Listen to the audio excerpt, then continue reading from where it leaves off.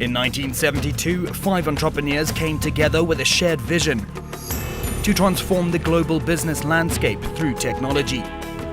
With just one customer and only a handful of employees, SAP, which stands for Systems, Applications, Products, set out on a path that would not only significantly alter the world of information technology, but the way companies do business as well. With its headquarters in Waldorf, Germany, today SAP has offices in more than 130 countries, including a sizable number in Africa. SAP Africa began its operations in 1992. Headquartered in Woodmead, South Africa, the company's Africa market unit has approximately 700 employees, servicing over 1,300 customers across the continent.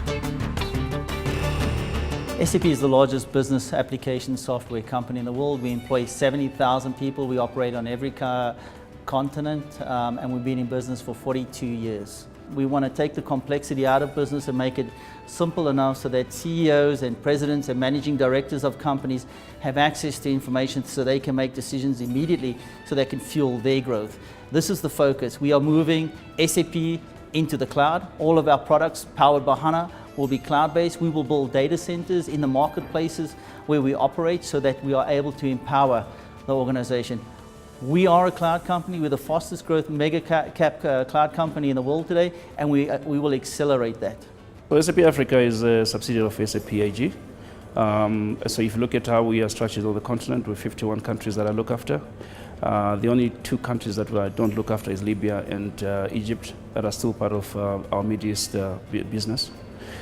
We've been on the continent now for 32 years, and we started going up north, where we have established now offices. So maybe to give you just an idea of what that looks like, we have split the continent into 4 distinct regions. The French-speaking region, headed by a gentleman that stays in Morocco. And then the West Africa, but specifically English-speaking countries, driven out of Nigeria. And then the East Africa, so that's really Ethiopia to the north, and then to the south is Tanzania, and then to the west is Rwanda. And those countries are managed out of Kenya, and that formula is part of what we call the East Africa region.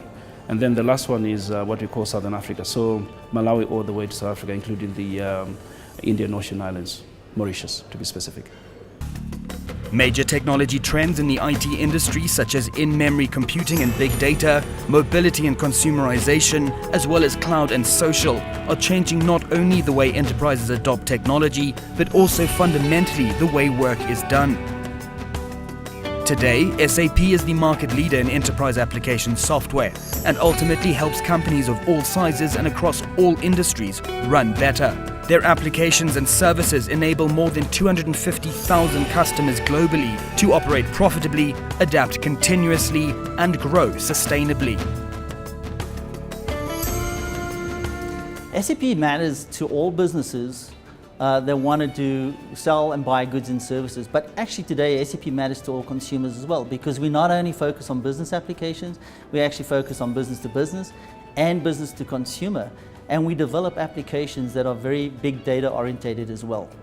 All the governments, the different industries, the infrastructure, to build a successful economy, you need infrastructure. You have to have utility companies that are going to provide power. You have to have mining companies that want to get resources out the ground. You have to have people that are feeding the economy. You need water supply. You need the full supply chain. This is what we do. We've been doing this for 42 years. The world needs SAP to be successful. Africa, together with SAP, will drive that economy because of the infrastructure, how people will be skilled, how water will come about, how goods and services will be traded, and this will be the next market for the globe. With more than 1,300 customers across the African continent, SAP enables African businesses and governments of all sizes to grow, scale, and globalize, as well as make the transition to a networked, technology-driven, innovative economy. SAP Africa is now taking responsibility for SAP operations across 51 African countries. Well, I think Africa is a huge opportunity not only for SAP but for all businesses on a global basis. It is, people talk about it as the last frontier. I really believe it's the first frontier. It's the first continent where digitization can have a dramatic leap in productivity. SAP views Africa as a unique opportunity to grow the global economy. One, by building infrastructure, allowing governments to operate in a full democracy, having policies and procedures where other companies can come and invest in.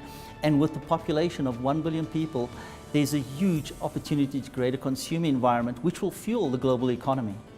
I mean, if you look at Africa, will arguably have the youngest population soon, below 35, and that brings about opportunities in the consumer space.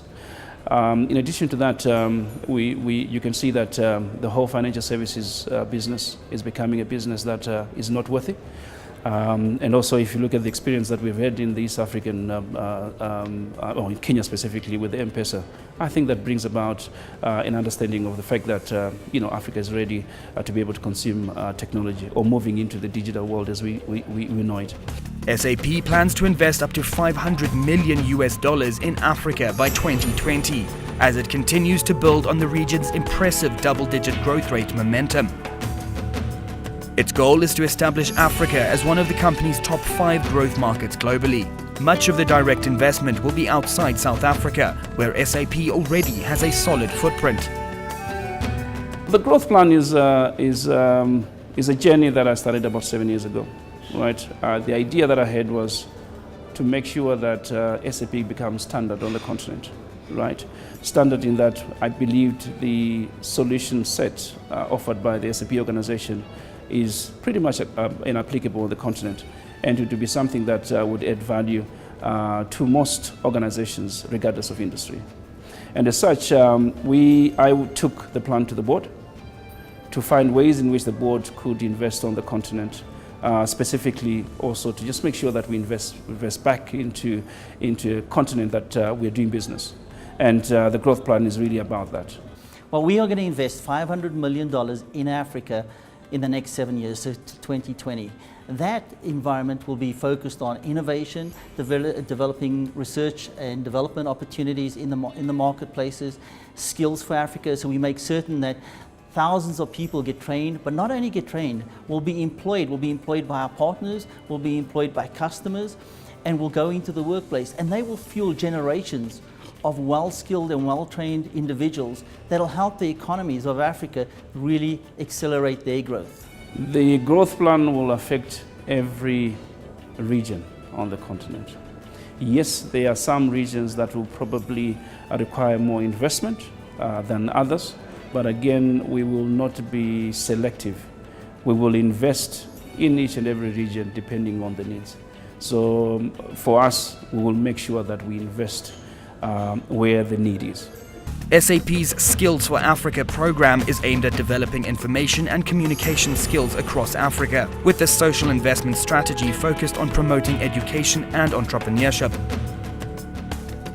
With growth and the scarcity of skills on the continent top of mind, this program, a first of its kind in the industry in Africa, offers selected students across the continent the opportunity to develop world-class IT and business skills, effectively giving them an opportunity to play a role in contributing toward Africa's future economic growth and infrastructure development.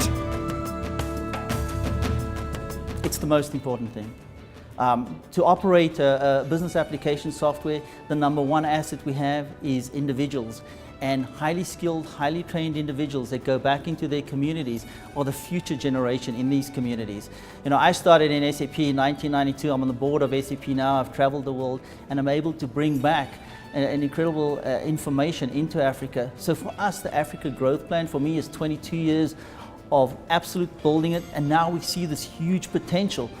And we couldn't do it in the 90s because the technology was not fast enough, was not simple enough. But today we have technology that can accelerate that in Africa. Skills, which is something that is very topical in my mind. You know, you should always be able to invest in one asset that most of us should have, which is skills. As long as you provide people an opportunity to pick up skills, but at the same time, give them an opportunity to be employed, I think it would have made a significant and impactful difference onto the continent. And it's something that us as SAP will drive in that. SAP is already a clear technology market leader in South Africa, and the organization is seeing further market traction in the rest of Africa. SAP Africa's growth plan is built on the following pillars: accelerating industry growth, promoting innovation, enhancing small and mid-sized enterprise growth, building foundational growth and skills development. Success for SAP will be perceived not only in return for our shareholders, but to see Africa become part of the global stage, to see the growth. You know, when we started in SAP South Africa in 1992, I was number 6 employee. Today there's 700 people here in South Africa, there's 1,300 companies. That's what success will look like on the African context. And you can imagine how that will fuel the economy not only of the globe, but of South Africa. As you're able to invest into these marketplaces and you're able to invest with your companies, it'll open up new economies for the South African context and for the countries individually. Years back, I used to think that Africa is the last frontier of choice remaining where true opportunities are. But having looked at it, to be honest with you, it is the first frontier that we should be looking. Everywhere where you look, anything that we do provides an exceptional experience and a new experience for an African. So we truly believe that SAP has a part to play in that. And we believe that whilst we are global, we are a truly African organization, and it's our responsibility to be able to participate. So that's the reason why we're looking at Africa. We believe in Africa as a potential. We believe that the opportunity is now for us to be able to bring about value. And also we've got a couple of indigenous organizations on the continent today that aspire to become international organizations. And what a better way of helping them to be able to do that. And also some of the opportunities that we're beginning to see on the continent today resonates well with a bouquet of solutions that we offer as SAP. And we believe that if we can bring that on the continent, it would be of value to both public and private institutions.